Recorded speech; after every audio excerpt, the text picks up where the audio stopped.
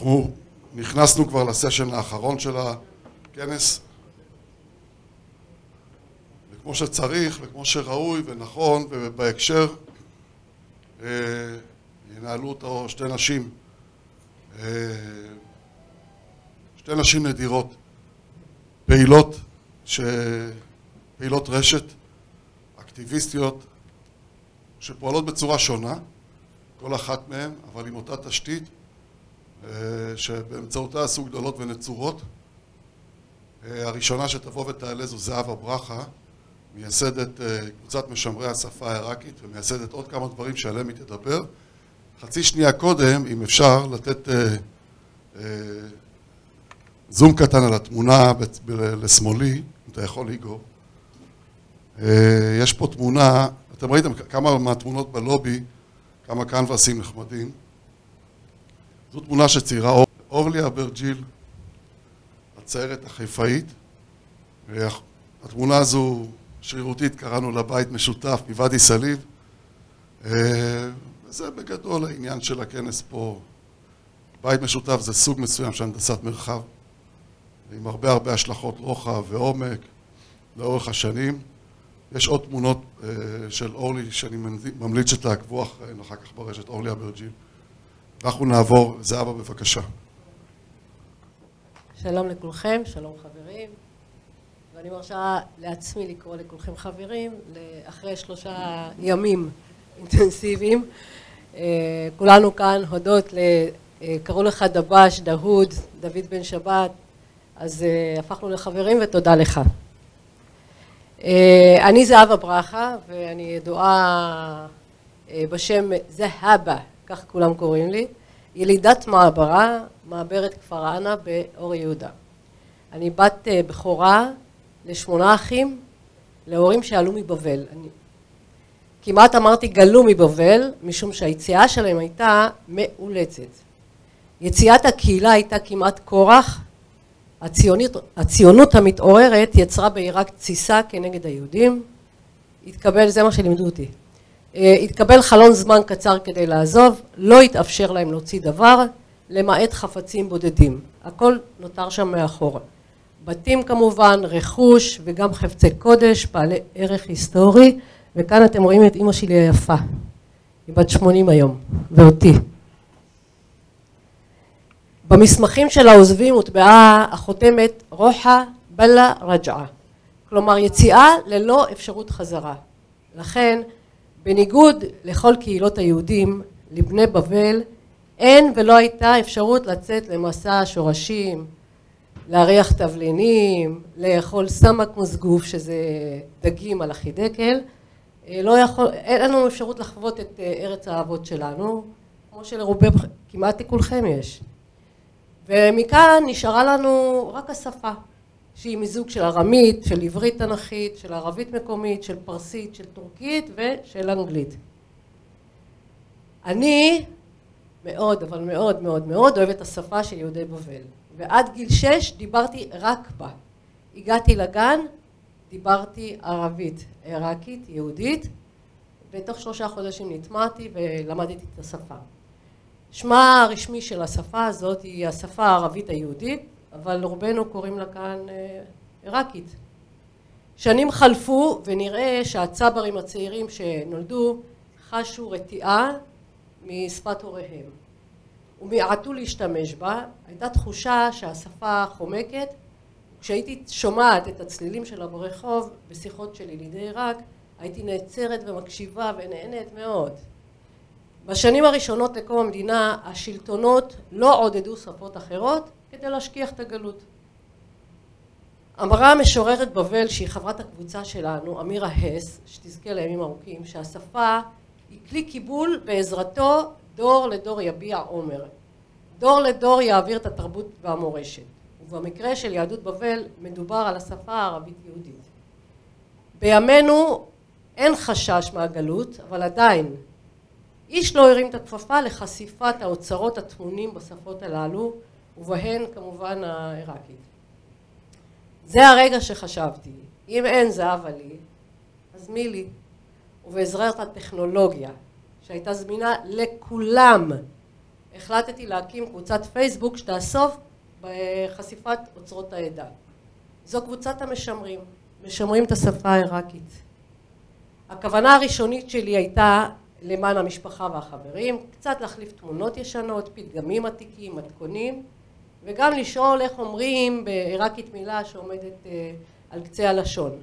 העיינות הייתה מעבר למה שציפיתי. יום יום הצטרפו עשרות ונכבשו. מאז חלבו 7 שנים מצוינות, כן ירבו, והקבוצה מונה קרוב ל-70,000 חברים צמאים למילים.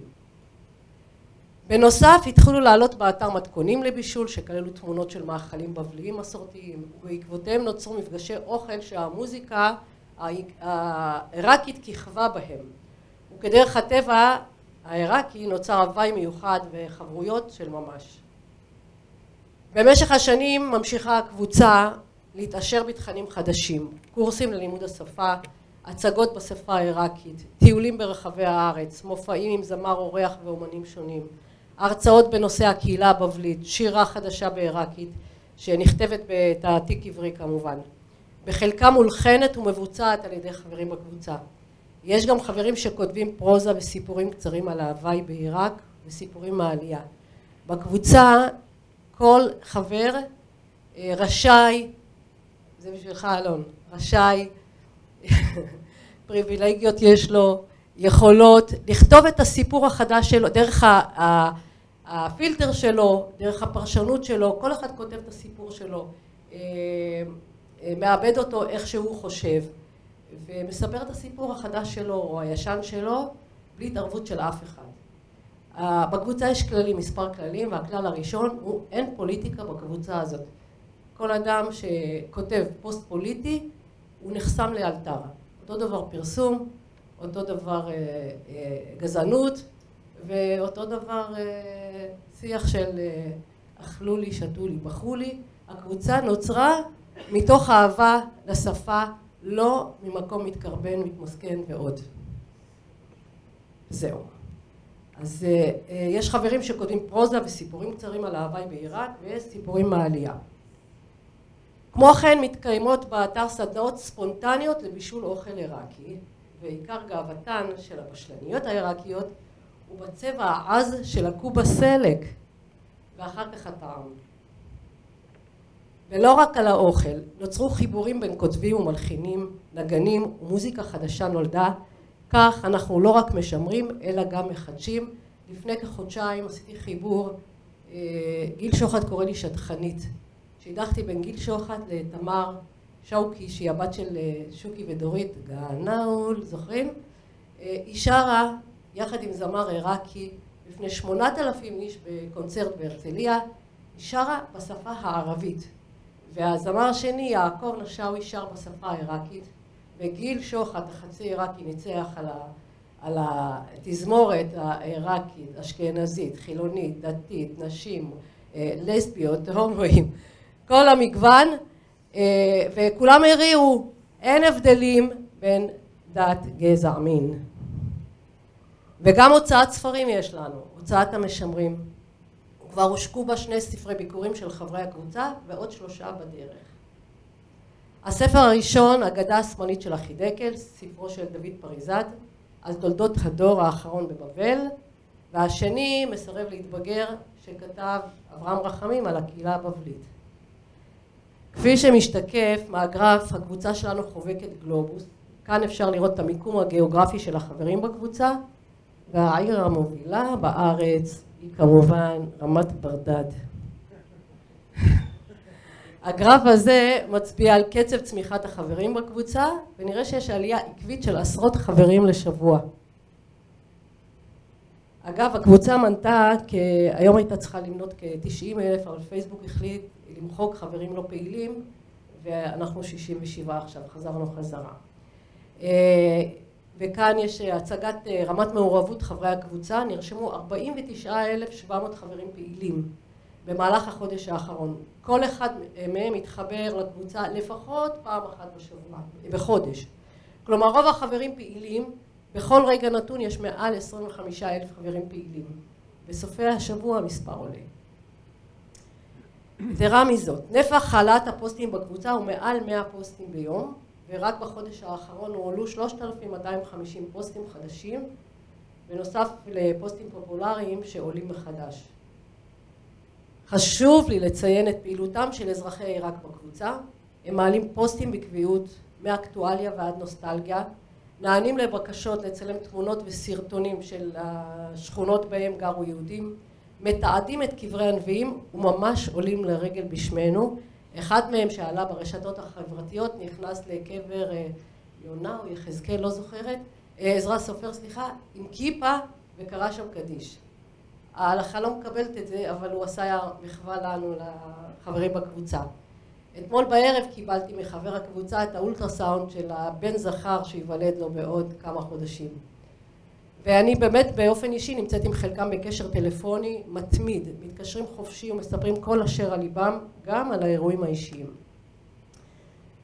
תופעה נוספת שראוי לציין הם המפגשים עם צעירים עיראקים שהיגרו לא מזמן לאירופה, ואני אישית נסעתי לפגוש אותם בנורווגיה, בלונדון, בהולנד, ובביקורים שלהם בארץ סידרנו להם להגיע לכאן. תודה ליוסי יונה וקסניה סבטנובה שעזרו לנו. אנחנו מטיילים איתם מדן ועד אילת דרך אור יהודה שהיא בגדד הקטנה. הם מגיעים בלי דרכון, עם מכתב וחותמים להם על המכתב את החותמת שלנו. לקראת כל שבת אחד מחברי הקבוצה כותב פוסט שבת תרבות. מתקיים דיון בנושא שהוא עולה באמצעות התגובות על הפוסט. עולה פוסט בכל נושא אפשרי. אני מביאה רק כמה דוגמאות לנושאים שהעלו חברים מארצות ערב. חבר מבגדד כותב יומן מסע בשכונות היהודים עם צילומים. וחבר מסעודיה השבוע כתב על בנושא הרצון לשלום אזורי משותף. אקדמאים ועיתונאים על המצב החברתי בעיראק. אגב, הפוסטים תורגמו לעברית בעזרתה של סמדר שלנו, שהוריה עלו מהעיר ענה, שהיא העיר הבבלית ההיסטורית נהר דעה. זו עיר חובקת תעלת מים, המקשרת בין נהר הפרת לנהר החידקל, ובעולם הערבי המציאו לסמדר כינוי המזת אל-וסל, החוליה המקשרת. עם הזמן נודעה פעילות המשמרים ברבים, ואי אפשר היה להתעלם ממשקלה הסגולי, בייחוד בחברה של יוצאי בבל. הפכנו לעיר וירטואלית ראשונה בעולם, וקרתנו ברית ערים תאומות עם העיר רמת גן ועם העיר אור יהודה. נכון שזה מצחיק? אז העיר שלי, כמו מה שאני גדלתי עליו ורציתי כל החיים, זה עיר, מדינה, אלון, ללא גבולות, ללא הבדלים, כולנו בני האל, כולנו בני אדם. באמת, זאת הנחת היסוד שלי שכולנו בני אדם, ולא משנה מהיכן הגענו, אין לנו גבולות, אנחנו בכל מקום. והחזון שלי לעתיד, כמובן לכרות ברית ערים תאומות עם העיר בגדד, במהרה בימינו אנו. בתמונה הייתה ליאת שוחט, ראש עיריית אור יהודה. אז אני זהבה ברכה, אישה מן היישוב, שהגיעה לאן שהגיעה בזכות הרשת שאין בה תקרות זכוכית. הרשת שנותנת הזדמנות שווה לכולנו, לכל אדם, ללא קשר למינו או למקום ממנו הגיע. ספרו את הסיפור שלכם, ספרו את הסיפור החדש, כל אחד בדרכו שלו. ותודה לכולכם על ההקשבה. זהבה, אני פה. איתמר, יש לי שאלה. הלאה. אני הייתי בקבוצה, וראיתי שהם מאוד מתעסקים בלהגיד, איך קראתם לזה? ערבית יהודית, עיראקית יהודית. כן, זה כאילו, אז אני חייב להגיד שזה משהו שהוא בעיניי נשמע לא רציני, כי זו ערבית, וזהו. כאילו, אבל זה ניסיון להבדיל את עצמנו לא, לא, ממש לא, ממש לא. ליהודים בעיראק... אני אענה לזה, זה לא נכון, זה לא נכון. אני אענה לזה. רגע. אני, איך אמר פה דניאל חקלאי העורך דין? אני אומרת את מה שאני יודעת ולמדתי, ואני רוצה להאמין בזה, ואם יש פרשנות אחרת אני אשמח. אני יודעת שליהודים בעיראק, ב-150 שנה האחרונות, הייתה להם את השפה הזאת, השפה העיראקית, שאגב, ערבים לא הבינו אותה. היהודים העיראקים הבינו את המוסלמים, היהודים הייתה להם שפה ייחודית, כמו היידיש למשל. אם זה לא נכון, סבבה, כאילו, זה מסלאווים, היה להם גם סדאם חוסיין דיבר בניב של מסלאו. אבל ראיתי, כשהייתי בקבוצה, אז כל פעם שואלים, איך אומרים את המילה הזאת? אני תמיד ידעתי, ואז אמרו לי, אתה עיראקי? לא, זה ערבית. כאילו, זה קצת קטע שכדאי... אז היית... אני פשוט פעם מהחוג לערבית, וזה קצת מצחיק, אני חייב להגיד. אני אמרתי לך את זה אתמול גם. אני אמרתי לך אתמול משהו, אמרת לי שהיית בקבוצה ושאלו וזה. היית 1% אולי פחות ממה שאתה צריך להיות בקבוצה, אתה צריך להיות יותר. אתה פשוט נכנס לקבוצה דרך הדף שלך ורואה מה החברים שלך העלו. כנס לקבוצה, תרשום בשורת החיפוש, משלמים את השפה, ואז תגלה את התכנים ואת כל הסיפורים ואת כל השאלות שהן שאלות עיראקיות, וגם כן בערבית. ויענו לך בלשנים. אני רוצה להוסיף משפט אחד. נכון, ויש בלשנים בקבוצה והם יענו לך. תודה. זה אבל אני רוצה להוסיף משפט אחד לנושא מה שנאמר כרגע. וזה תשובה רק למבינים. כלומר, כשאני התחלתי לדבר ערבית, שמעתי עיראקית בבית, אבל אז ראיתי שבעצם ברחוב כשמגיעים נוצרת שפה אחרת. נוצרת שפה אחרת.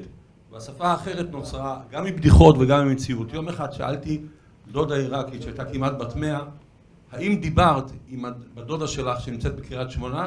ושאלתי את זה בעיראקית, אז היא אמרה טילפן טולה, שפירושו אני טילפנתי אליה. אני החלטתי שלמילה הזאת, דרך ההתפתחות הזאת, אני קורא עברקית, שזה בעצם משחק מילים בין הערבית העיראקית לבין העברית. כלומר מילים שנאמרות בעברית, אבל הן מבוססות על עיראקית. יש מילים, הרבה מאוד מילים, ואנחנו בינינו, עם הזמן, לקחנו הברות או ביטויים עיראקיים, כמו לאסוף צעצועים, קוראים לזה למלם. אז זה אומר למלמתי או לא למלמתי, וכולי. להוריד את השמיכה, קוראים לזה קשף, להתקשף. ואז בת אומרת לאמא שלה, אמא אחותי כשפה אותי. יש המון סביב זה. עכשיו, זה כל המשחק. העברקית זה לא השפה החדשה, אלא השפעות עבריות שבאו מן השפה העיראקית. רק להוסיף את המילה המיוחדת שאני מפרגנת לכולכם, אספרגנטולקם. דלו דאוד. תודה. תודה לזהבה. איתמר, אתה העלית נקודה חשובה. התמה הכללית של הכנסים פה זה שפה במרחבי קצה. זה לא דבר קטן שאפשר לשחק איתו, להגיד, וואלה, היה להג' יהודי עיראקי. יש הרבה מחקר על זה. יש צימודים שמצויים רק ביהודית עיראקית. אתמול גם השתעשעתי עם לינדה מנוחין, שהיא יותר בעומק העניין. כל הנושא של קד בבינוני נוכח. לא אומרים אשוף, ערוך, קד העין, קד ערוך. זה יהודית עיראקית, לא יהודית. כן, זה יפה. נו, אבל זה להג' שייחד. הקד לא נכנס לערבית, זאת אומרת, אפשר לתארך אותו, הוא רץ אחורה, לא 150 שנה, תקופת הגאונים, בתקופה שנכנס השלטון המוסלמי לעיראק, עד אז דיברו בארמית בישיבות צורה בפומפדיטה, לא דיברו ערבית. אז הקד מייחד להג' שהשתמשו בו יהודי עיראק, האותיות האלה, קוף ד', קד העין, קד ערוך, לא כמו בערבית שאנחנו מכירים. טוב, אבל זה דיבור, אתה יודע מה, זה דיבור מלהיב, ואני אשמח באמת אם אתה תעשה איזה וורקשופ תוביל, ואנחנו נעשה סביב העניין הזה משהו. כי זה מאוד מאוד מרתק, כי איך קהילה התגדרה סביב שפה ולהג'ה משלה.